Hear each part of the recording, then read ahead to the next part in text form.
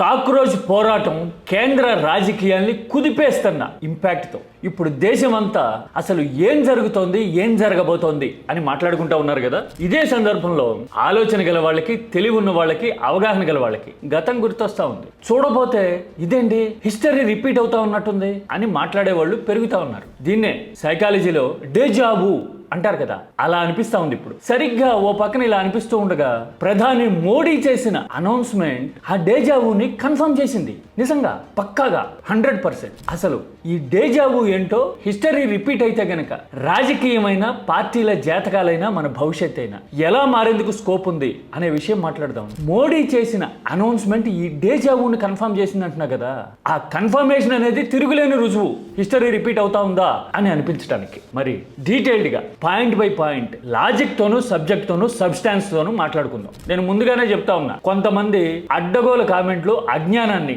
వెదజల్లేందుకు try చేస్తా ఉన్నారు.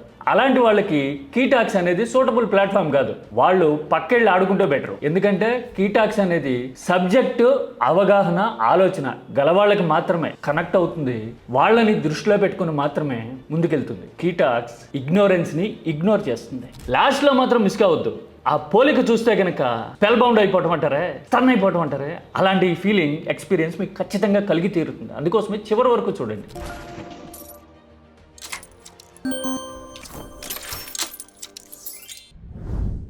అన్నిటికంటే ముందు వాజ్పేయి జీ మాట్లాడిన ఒక వీడియో క్లిప్ చూపిస్తాం. सरकारें सब एक सी होती हैं, थोड़ा बहुत फर्क होता है, सत्ता का चरित्र एक सा ही होता है. చూశారుగా, అర్థమైపోయి ఉంటుంది ఈజీగానే. అధికారంలోకి వచ్చే వరకు ఒకలాగుంటారు, వచ్చిన తర్వాత అందరూ ఆతాను ముక్కలే అన్నట్టుగా ప్రవర్తిస్తారు అంటున్నారు కదా వాజ్పేయి. ఆ మాట ఎందుకు కీలకమో, ఎలా నిజమని మరోసారి రుజువు అవుతా ఉందో మనం చూద్దామా. హిస్టరీ రిపీట్ అవుతా ఉంది అనే మాట ఎందుకు వచ్చిందో తెలియడానికి కొన్ని ఇన్స్టాన్సెస్ ని, గతంలో జరిగిన పరిణామాల్ని వరుస పెట్టి లెక్క తీయాల్సి ఉంటుంది. ఆ తర్వాత ఇప్పుడు జరుగుతున్న పరిణామాలను కూడా సీక్వెన్షియల్ ఆర్డర్లో వరుసలో పెట్టి చూస్తే అవునే, అప్పుడు జరిగినట్టు ఇప్పుడు జరుగుతూ ఉంది అంటే వచ్చే ఎన్నికల్లో అనే ఫీలింగ్ ఖచ్చితంగా కలిగి తీరుతుంది. మొదటగా 2014కు ముందు, అంటే కాంగ్రెస్ కూటమి ఓడిపోవడానికి ముందు 5 ఏళ్లు జరిగిన పరిణామాలు ఇప్పుడు కళ్ళ ముందు కదలాడుతున్నాయి. అప్పుడు కూడా అంతే. 2009 ఎన్నికలు జరిగిన తర్వాత వరుసగా రాజకీయం తిరగబెట్టడం మొదలైంది కదా. 2009 ఎన్నికల నాటికే 2G స్పెక్ట్రమ్ ఆరోపణలు ఉంటే 2010 నాటికి రీసౌండ్ వచ్చే రేంజ్ లోకి వెళ్ళిపోయింది 2G స్కామ్ ప్రచారం. ఏకంగా 1,70,000 కోట్లకు పైగా అవకతవకలు జరిగిపోయినాయి అనే ఆరోపణలు రాజకీయాన్ని కురిపేసినాయి కదా. ఇదంతా ఎప్పుడో 2009-10 నాటికే, అంటే వచ్చి రాగానే. ఇది ఫస్ట్ది. రెండోది, అదే ఏడాది కామన్వెల్త్ స్కామ్. కామన్వెల్త్ గేమ్స్ ఏర్పాట్లలో భారీ అవకతవకలు జరిగినాయి అనే న్యూస్ బ్రేక్ అయింది. ఆరోపణలు మళ్ళీ వచ్చేసినాయి. ఇక ఆ తర్వాత కాస్త అటు ఇటుగా ఆదర్శ్ కుంభకోణం కూడా బయటపడింది. హౌసింగ్ స్కామ్, యుద్ధ వీరుల కోసం కేటాయించిన గృహ నిర్మాణంలో అవకతవకలు జరిగినాయి అనే ఆరోపణలు. అంటే వరుస పెట్టి ఇదే పని అన్నట్టుగా ఆరోపణలు, కుంభకోణాలు బయటపడడం మొదలైంది.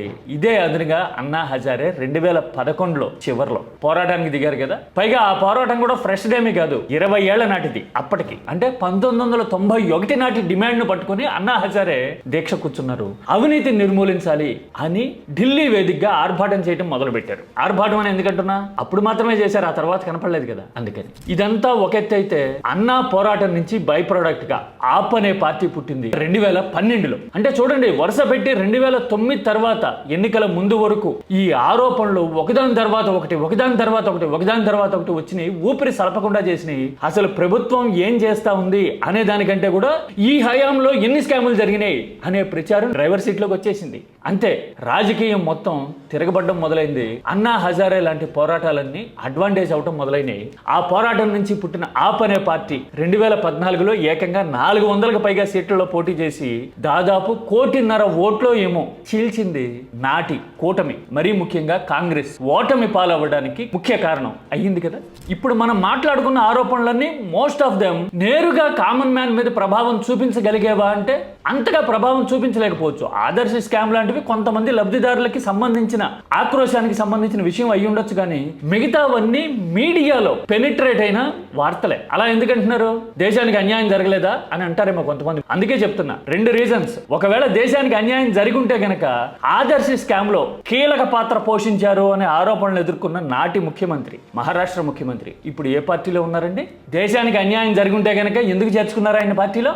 ఇది పాయింట్ నెంబర్ 1. ఇక రెండోది 1.7 lakh crores అని ఆరోపణలు చేశారు కదా 2Gలో. కానీ 2017 టైంకి వచ్చేసరికి ఏది ఇప్పటి ప్రభుత్వ హయాంలోనే, బీజేపీ హయాంలోనే అసలు ఆరోపణలు లేవు అని 2G స్కామ్ ను కొట్టేశారు. మళ్ళీ రీ అప్పీల్ చేసినా కానీ నిలబడల అప్పీల్. అంటే ఆరోపణలు అనేవి రాజకీయంగా మైండ్ మేక్ ఓవర్ చేయడానికి, పరిణామాలు మార్చడానికి ఉపయోగపడిన ఆ సందర్భంలో కామన్ మ్యాన్ మీద పడిన ప్రభావం చాలా వరకు తక్కువే అని అనిపిస్తుంది. ఇంపాక్ట్, గ్రావిటీ, తెలివి ఉన్న వాళ్ళకి కదా. ఇదంతా నాటి పరిణామాలు. మరి ఇప్పుడు 2024 ఎన్నికల తర్వాత వరుస పెట్టి ఎలాంటి పరిణామాలు జరుగుతా ఉన్నాయి? పైగా అప్పటితో పోలిస్తే ఇవి డిఫరెంట్ అన్నా కదా, ఎలాగో కూడా చెప్తా నేను. ఈ మధ్యన వేటి గురించి మాట్లాడుకుంటా ఉన్నాం? రామ మందిరంలో హుండీ చోరీ గురించి అయోధ్యలో మాట్లాడుతూ ఉన్నాం కదా. భక్తుల సెంటిమెంట్ కి విఘాతం కలిగించేలాగా హుండీ చోరీ జరిగిందని, అసలు దోషుల్ని ఇప్పటి వరకు పట్టుకోలా అనే చర్చ దేశవ్యాప్తంగా రీసౌండ్ వస్తా ఉంది. భక్తుల మనోభావాలు, నిజమైన భక్తులు అంటే రాజకీయ జెండాలు ఎజెండాలు లేకుండా రాముడి మీద శ్రీరామ నీ పాదదాసులం అన్నట్టుగా ఎమోషనల్ గా కనెక్ట్ అయి ఉంటారు కదా నిజమైన భక్తులు. అలాంటి వాళ్ళందరూ ఇప్పుడు అర్రెర్రెర్రె రామ కనవేమిరా అని వేడుకునే పరిస్థితి రాముడిని. అయోధ్య రామాలయ హుండీ వ్యవహారం ఒకటి అనుకుంటే, 2 neat paper leakage. Neat paper leakage ఎంతలా కుదిపేసింది దేశాన్ని? ఇదిగో ఇలాంటి పోరాటాలు చూశాం కదా జంతర్ మంతర్ వేదికగా. వారాలు కాదు నెలలు అవుతున్నా గానీ ప్రభుత్వంలో చలనం లేకపోయేసరికి కాక్రోచ్ రోడ్డు మీదకి వచ్చి ఇలా కేంద్రం మీద ఒత్తిడి పెంచడము, ధర్మేంద్ర ప్రధాన్ అనే మంత్రి రాజీనామా చేసే వరకు భీష్మించి సాధించటం చూశాం కదా. ఇక ఆ తర్వాత ముందు నుంచి ఆరోపణలు ఉంటూనే ఉన్నాయి. 2 బిజినెస్ మెన్ల ప్రయోజనం కోసం ये अडानी की जमीन है क्या, अंबानी की जमीन है क्या? విపక్ష నాయకుడు అంటూ ఉన్నారు కదా, వాళ్ళ పేర్లు కూడా చెప్తూ ఉన్నారు కదా. ఈ ప్రభుత్వం పనిచేస్తోంది అనే ఆరోపణలు 2024 తర్వాత రీసౌండ్ రావడం మొదలైంది. నికోబార్ లాంటి ప్రాజెక్టులు అయితే వేల కోట్లు, 80,000 కోట్లు, 90,000 కోట్లు అంటూ వన్ ఆఫ్టర్ అనదర్ అలాంటి ఆరోపణలు, ఆందోళనలు వస్తానే ఉన్నాయి కదా వరుస పెట్టి. అంటే 24 ఎన్నికల తర్వాత అంతా ఆరోపణల పరంపర, ఆందోళనలే కనపడతా ఉన్నాయి జనంలో. ఈ వరుసలో మర్చిపోకూడదు, త్వరలో నేషనల్ ఇష్యూ కాబోతున్నది ఇథనాల్ కదా. పెట్రోల్లో E20 కలపాలి, ఇథనాల్ 20% కలపాలి అనే మోడల్ మీద దేశమంతా గగ్గోలు పెడతా ఉంది. ఆ గగ్గోల్ని అడ్రస్ చేయకుండా బుల్డోజ్ చేసే తరహాలో అసలు ఎవరైనా మంత్రి మీద, గడ్కరీ మీద ఆరోపణలు చేస్తే చర్యలు తీసేసుకుంటాం లీగల్ గా అని వార్నింగ్లు ఇచ్చే తరహాలో వెళ్తూ ఉంటే, ఇప్పుడు ఆగస్టు 4న అంటే రాబోయే వారంలోనో ఆ తర్వాత వెరీ సూన్ ఆందోళనకు రెడీ అవుతూ పార్లమెంట్ ముట్టడికి సిద్ధమవుతా ఉన్నారు కదా. అంటే వరుస పెట్టి ఆందోళనలు జరుగుతూ ఉన్నాయి, అందులో ఇథనాల్ కూడా ఉంది అని చెప్పడానికి ఇది తిరుగులేని రుజువు కదా. అంటే జనంలో ఏ స్థాయిలో ఆందోళనలు ఉన్నాయో ఇవన్నీ మనకి చెప్తా ఉన్నాయి. ఆ తర్వాత మరో ముఖ్యమైన 2 ఫైనాన్షియల్ ఫ్యాక్టర్స్ ఎకానమీకి సంబంధించిన. ఒకటి రూపీ వాల్యూ పతనం. రూపీ వాల్యూ సెంచరీ కొట్టేటట్టుగా, అంటే డాలర్కి 100 రూపాయలు అయిపోతుందేమో అనిపించేంత ఆందోళన పెరుగుతా ఉంది. ప్రభుత్వం వైపు నుంచి చర్యలు తీసుకుంటున్నట్టు కనిపించట్లా, చలనం లేదు. పైపెచ్చు రూపీ వాల్యూ అనేది ఇదిగో మార్కెట్ డిసైడ్ చేస్తుంది, డిటర్మైన్ చేస్తుంది. గవర్నమెంట్ అందులో చేయడానికి ఏముంది అని పార్లమెంట్ వేదికగా ఆర్థిక మంత్రి చెప్పడాన్ని దేశం మొదటిసారి చూసింది. ఒక ఆర్థిక మంత్రి ఇలా రూపీ పతనం విషయంలో మాట్లాడాన్ని. అందుకే ఇప్పుడు అందరికీ మేడం సార్ మేడం అంతే, మేడం సార్ మేడం అంతే అనే మాట గుర్తొస్తూ ఉంది. మరి రూపీ వాల్యూను మార్కెట్ డిటర్మైన్ చేస్తే ప్రభుత్వం ఏం చేయడానికి లేదన్నట్టుగా మాట్లాడుతున్నారు కదా. మరి ఎన్నుకున్న ప్రభుత్వం ఏం చేస్తుంది? 6 నెలలకు ఒకసారి ఏదో రాష్ట్రంలో అసెంబ్లీ ఎన్నికలు జరుగుతూ ఉంటే ఆ ఎన్నికల్లో సర్వశక్తులు ఒడ్డి ప్రచారాలు చేస్తారా? రాజకీయ ప్రయోజనాలు డిరైవ్ మాత్రమే చేసుకుంటుందా కేంద్రంలో ఉన్న ప్రభుత్వం? అదే చెప్పదలుచుకున్నారా? రూపీ వాల్యూ అంటే కేవలం రూపాయి బిళ్ళకి సంబంధించిన వ్యవహారం కాదు కదా, ఎకానమీ కదా, మన భవిష్యత్తు కదా, మన జీవితాలు కదా, మన ఉద్యోగాలు, ఉపాధి కదా. మరి ఇలాంటి సమాధానాలు వస్తున్నాయంటే మధ్యతరగతిలో ఆలోచన గల వాళ్ళలో, చదువుకున్న వాళ్ళలో, తెలివి ఉన్న వాళ్ళు ఎలాంటి ఆక్రోశం ఇప్పుడు కుత్తలాడుతూ ఉన్నట్టు అక్కడితో అయిపోలా. జీడిపి మీద కూడా ఇప్పుడు క్వశ్చన్స్ మొదలైనవి. అసలు సంక్షోభ సమయంలో కూడా 6%, 7%, 6 కాదు 7 వృద్ధి రేటు సాధించేస్తున్నాము అని కేంద్రం ఇప్పటికీ మీడియాలో ప్రచారం చేసుకుంటా ఉంటే, సుబ్రహ్మణ్య స్వామి లాంటి ఆలోచన పట్ల ఏమన్నారో చూడండి. I'm saying it's not more than 4%. తేల్చేశారు కదా. సుబ్రహ్మణ్య స్వామి ఏమైనా బీజేపీ వ్యతిరేక, హిందూ వ్యతిరేక, పోనీ వాళ్ళ భాషలో చెప్పాలంటే కాదు కదా. ఆయన హార్డ్ కోర్ వ్యతిరేకి కాంగ్రెస్ కి. పైగా రామ మందిరం కోసం 3 దశాబ్దాలకు పైగా న్యాయ పోరాటం చేసిన దురంధరుడు. ఆర్థిక విషయాల్లో అయినా, న్యాయపరమైన విషయాల్లో అయినా, రాజకీయపరమైన విషయాల్లో అయినా, అల్టిమేట్లీ రాజకీయాల్లో సబ్జెక్ట్లో సుబ్రహ్మణ్య స్వామికి సమాధానం చెప్పగలిగిన వాళ్ళు, ఆయన ఆర్గ్యుమెంట్ను కొట్టగలిగిన వాళ్ళు ఉన్నారా? బీజేపీలో ఎవరన్నా ఉన్నారా? కిక్కురు మందు బీజేపీ సుబ్రహ్మణ్య స్వామి మాట్లాడితే. ఎందుకంటే సుబ్బుతో పెట్టుకుంటే ఎలా ఉంటుంది అనేది బీజేపీకి తెలుసు కాబట్టి. మరి అలాంటి సుబ్బునే, ఇది బీజేపీ ఐడియాలజీని, పార్టీని అభిమానించే సుబ్బుని 4% కూడా లేదు జీడిపి వృద్ధి రేటు అంటున్నారంటే దేశం ఆర్థికంగా ఎలాంటి పరిస్థితుల్లో ఉన్నట్టు ఇవి ఇష్యూస్ కదా ఇప్పుడు కనపడుతున్నవి. అంటే రామ మందిరం హుండీ అయినా, ఇథనాల్ లాంటివైనా, నీట్ పేపర్ అయినా, రూపీ వాల్యూ అయినా, ఎకానమీ జీడిపి గ్రోత్ రేట్ అయినా, ఇవన్నీ కామన్ మ్యాన్ తో నేరుగా రిలేట్ అయిపోతున్నవి, మిడిల్ క్లాస్ తో కనెక్ట్ అయిపోతున్నవి, ఆలోచన గల వాళ్ళని ఆందోళనకి గురి చేస్తున్నవి. అదే కాంట్రాస్ట్ ఇక్కడ. వేరే 2014కు ముందు పరిణామాలేమో రాజకీయంగా ఒక థాట్ ప్రాసెస్ ని మేక్ ఓవర్ చేయడానికి ఉపయోగపడిన పరిణామాలు. వేరే ఇప్పుడు జరుగుతున్నవన్నీ నేరుగా జనం జీవితాలను ప్రభావితం చేసి కకావికలం చేస్తున్న పరిణామాలు.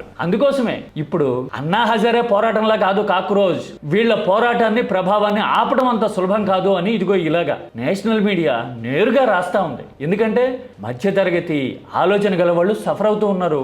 వాళ్ళు సఫర్ అయితే గనక ఎలాంటి నిర్ణయం తీసుకుంటారు అనే విషయం అర్థమైపోతుంది ఫ్యూచర్ లో అని చెప్తూ ఉన్నారు. ఈ ఆందోళన కేంద్రానికి, నాయకత్వానికి అర్థమవుతా ఉంది. ఇది సినారియో. అంటే డేజావు అని ఎందుకన్నాను అంటే అప్పటి పరిణామాలు ఇప్పటిలాగే గుర్తొస్తా ఉన్నాయి. ఇదేంటి గొలుసు కట్టులాగా సీక్వెన్షియల్ ఆర్డర్లో ఇలా జరుగుతున్నాయి ఏంటి అని అనిపిస్తా ఉంది. అప్పుడు ఎలాగైతే 2009తో మొదలుపెట్టి 14 వరకు వరుసపెట్టి ఊపిరి సలపకుండా ఉక్కిరి బిక్కిరి చేసేలాగా వరుసపెట్టి ఆరోపణలు వచ్చినాయి, పరిణామాలు జరిగినాయి. ఇప్పుడు కూడా అదే జరుగుతూ ఉంది. అందుకోసమే డేజావు గుర్తొస్తాం. పైగా ఇప్పుడు ఇంకొక పోలిక ఏంటో తెలుసా? 2014 ఎన్నికల ముందు మొత్తం ఆరోపణలతో నాటి యూపీఏ డిఫేమ్ అయిపోయింది. 2009 నాటి ఆర్థిక సంక్షోభాన్ని సమర్థంగా ఎదుర్కొన్న ప్రధానిగా మన్మోహన్ సాధించిన కీర్తి అంతా ఆ ఆరోపణలో కొట్టుకుపోయింది. పైగా లిబరలైజేషన్ పితామహుడు అనే గుడ్ విల్ కూడా నాటి పతనాన్ని ఆపలేకపోయింది కదా. మరి అలాంటి పరిస్థితుల్లో యూపీఏ నందన్ నిలేకని లాంటి న్యూట్రల్ పర్సనాలిటీని తీసుకొచ్చి ఆధార్ లాంటి ఇనిషియేటివ్ను ముందు పెట్టి మేక్ ఓవర్ కోసం కొత్త అటెంప్ట్ చేసింది. ఆధార్ కార్డులు ఇవ్వాలి అనే సంకల్పం అని చెప్పినా గానీ నందన్ నిలేకనిని ముందు పెట్టి ఆయనకి కేబినెట్ హోదా కూడా ఇచ్చి వ్యవహారం అంతా నడపడానికి కారణం ఏంటి? ఒకటి ఆయన టెక్నాలజీ రంగంలో జైంట్, రెండోది న్యూట్రల్ పర్సనాలిటీ. అలాంటి వాళ్ళు యూపీఏతో కలిసి పనిచేస్తున్నారు అంటే కాస్త కోస్త పాజిటివిటీ వస్తుంది, ఆయన ఇమేజ్ కలిసి వస్తుంది డెసిషన్ మేకర్స్ లో, అర్బన్ ఓరియంటేషన్ ఉన్న ఓటర్లలో, యూత్ లో, చదువుకున్న వాళ్ళలో అని ఆ అటెంప్ట్ చేసింది. అంటే సొంత ఇమేజ్ కాపాడలేనప్పుడు నందన్ నిలేకని లాంటి న్యూట్రల్ పర్సనాలిటీస్ ని అడ్డం పెట్టుకోవడం అప్పుడు కనపడుతుంది. వేరే ఇప్పుడు కూడా చూడండి, సేమ్ నందన్ నిలేకని మళ్ళీ స్క్రీన్ మీదకి వచ్చారు. మోడీ స్వయంగా అనౌన్స్ చేశారు కదా, नंदन नीलेकनी जी के नेतृत्व में एक हाई पावर टास्क फोर्स बनाने का निर्णय किया है. ఎడ్యుకేషనల్ టాస్క్ ఫోర్స్ అని. ఇప్పుడు ఆ ఎడ్యుకేషనల్ టాస్క్ ఫోర్స్ కి ఎవరు హెడ్? సేమ్ నందన్ నిలేకని. అంటే ఇక్కడ కూడా ఇమేజ్ క్రైసిస్ వచ్చింది, సవాళ్లు భీకరంగా ఉన్నాయి. ఇప్పుడు ఒక న్యూట్రల్ పర్సనాలిటీ వస్తే గనక యువత నమ్ముతారేమో అనే ఆశ నిలేకనిని ముందు పెట్టేలాగా చేసింది కదా. అప్పుడు నిలేకని, ఇప్పుడు నిలేకని. చూసారా, ఇది తిరుగులేని నిదర్శనం, రుజువు కదా.